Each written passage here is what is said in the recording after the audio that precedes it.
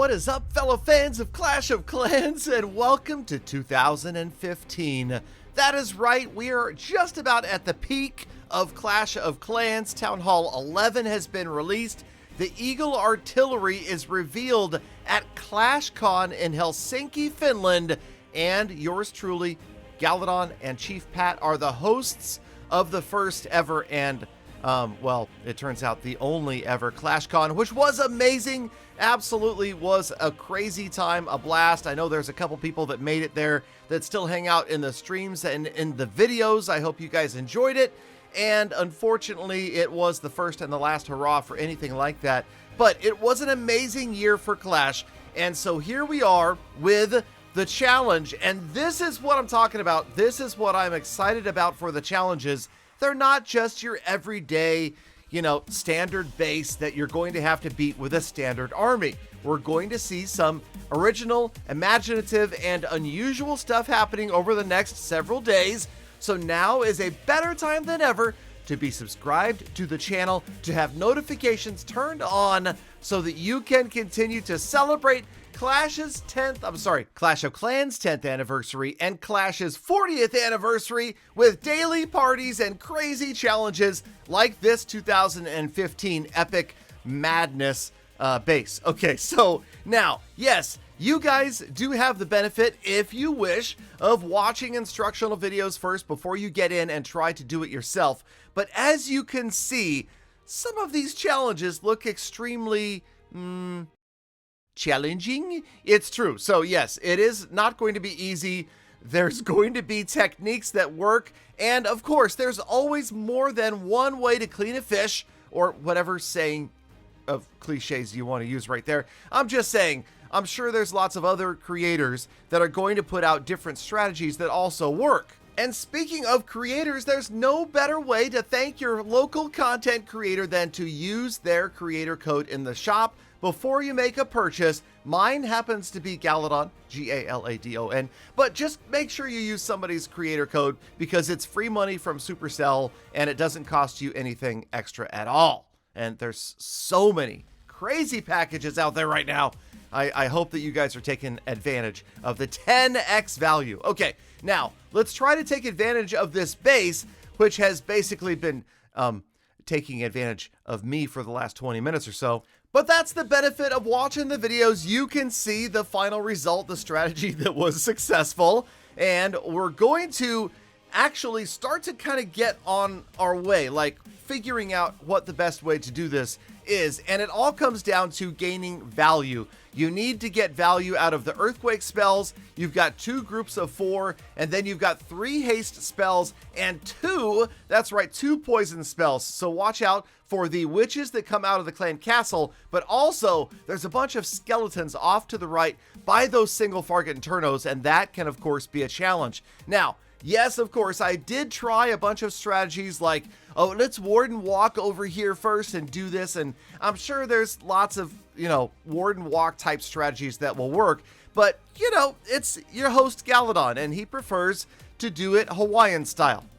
And what I mean is I really like spam. And so we're going to put all of the troops down in one spot and eventually get that to work. Because I think more so than troop deployment, it comes down to getting the right placement and timing on the spells. Now, of course, if you've watched this far, if you want to fast forward to 7:30 in the video, that's where we will show the winning strategy. Again, there's more than one way to win this strategy, and it's just fun, right? And I'm hoping that at least some of you kind of experiment with these before you go to the video, because it is a lot of fun to try to figure it out yourself. This is almost more of a puzzle than it is an attack, right? You have to kind of try these different strategies, see what works best, and then eventually you decode it. You get mass value out of the earthquake spells, allowing access through some of those walls. No rage spells, which does make it a little more challenging. And then, of course, the Warden, yeah, okay. Now, you'll notice that earthquake set right there, those 8 earthquake spells, that's actually where I end up going, okay? That'll be the final success. And that's where I have to warn you that although this strategy was successful, it doesn't mean that if you copy it, it's going to work on the very first try. So, do your own thing, enjoy it, and it's kind of like Clash of Clans. And that's the great thing about this game. There's more than one way to 3-star each and every base in existence. If it were just one solution, one specific army that could defeat a particular base, then the game would be way too hard, okay? And that is where I have to argue that offense needs to always be too strong. The advantage needs to lie on the attacker's side. It always has, it always will, and there are several reasons for this. Reason number one, losing sucks. Losing is frustrating, and players that lose a lot of attacks will eventually quit. Reason B, you need loot. Successful offense equals loot. Loot equals progress. Progress equals engagement, and engagement equals longevity of the game. I guarantee you, if you were just attacking mostly bot bases all day long, you would not find it nearly as enjoyable as actually attacking real human designed bases. And reason number three, offense directly equals more playtime, because if you were gaining loot or having success in defending, then it would actually reward you to log off and not play Clash. And that is the opposite of what they want. They want you logging on and playing. You need to attack more than you defend to get anywhere in Clash. So, you know, attacking's relatively easy. The crazy part is balancing it between it's easy to get a 1-star, it's pretty easy to get a 2-star, and it's pretty hard to get a 3-star. And that is where sometimes it can be tough. And that is obviously where we see most of the complaints from the community is, oh, it's too easy to destroy other bases. And that's why I again think that right now the balance in the game is pretty darn good. All you have to do is look at the World Championship players and see that, you know, the 3-star rate is pretty high, but it's not a 3-star every time. It's not a gimme 3-star. And that is what is the beauty and the balance. And we have to give the Clash team a lot of credit for maintaining that over the years. Obviously, now, there's been imbalance. We've seen OP attack strategies and troops and things like that, but right now I think we're probably pretty good. And with that, I'm going to stop rambling and let's freeze the frame, take a look, and show you the 3-star attack strategy that I used. Okay, so just breaking it down, we've got earthquakes, 4 right here. Then you're going to drop all of your troops in this little square right here. We're going to put a haste spell down to accelerate them out of that drop. We're going to drop 4 more earthquake spells down here to the left of this Eagle artillery. Then the hastes, they can be moved around a little bit, but we need to place them where the Valkyries and the Hog Riders are headed. Make sure you watch them very, very closely. Drop the haste spells, drop the poison for the clan castle troops that are coming out. The witches, got to get them out of the way or you're in trouble. And then the last poison spell over by the single target infernos, because the Hog Riders over there are going to suffer if you cannot stop those skeletons that spawn. A little bit of variance and you're going to succeed. It might take a couple of tries, but here we go. Here is a successful try right here. And this is why I love these challenges. There's a lot of variance, there's a lot of options, but there's a fundamental strategy, and that is A, open up as many walls as you can with the earthquake spells. 2, use those haste spells to get those troops moving quickly. And C, make sure that you get those poison spells where they have the most value.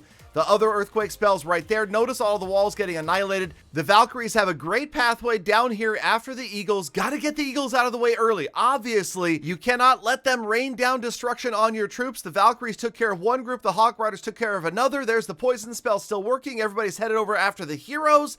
And now the last poison spell, as you see, the Hog Riders are always going to end up separated from the Valkyries right here. The Hogs going after the defenses, the Valkyries stuck back on the storages and the town hall. And I'll be honest, it doesn't look good right here. You've got so many single target infernos left and Valkyries, but the good news is the Valkyries are only going to get burned down one at a time, right? Because the Inferno Towers are just going to burn, and one Valkyrie is going to pop at a time right here. Eventually, this looks terrible. I mean, look at that. That looks like you have no chance, but you're going to be fine. The Valkyries are going to splash the remaining skeletons. The healers are pretty much ineffective right now. It's down to the Valkyries annihilating the skeletons and taking out the Inferno Towers one at a time more quickly than the Inferno Towers can burn down the Valkyries. We get down to the very end, and although it seems kind of close, you'll notice that we still have at least half a dozen Valkyries remaining.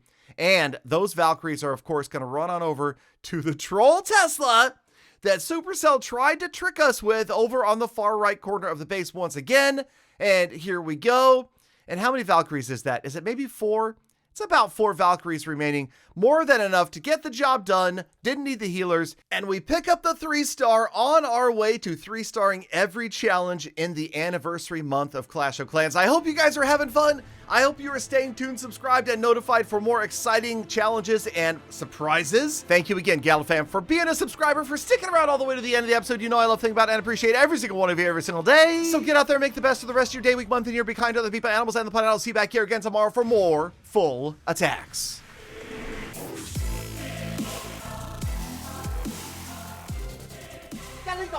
Galadon, no offense, but this 10-minute video could have been about 60 seconds long, you know?